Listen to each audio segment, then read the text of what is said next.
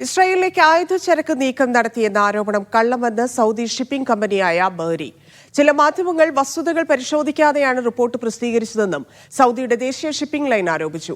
പലസ്തീനൊപ്പം നിൽക്കുന്ന സൗദിയുടെ നയം തന്നെയാണ് ഷിപ്പിംഗ് ലൈൻ തുടരുന്നതെന്നും കമ്പനി വിശദീകരിച്ചു.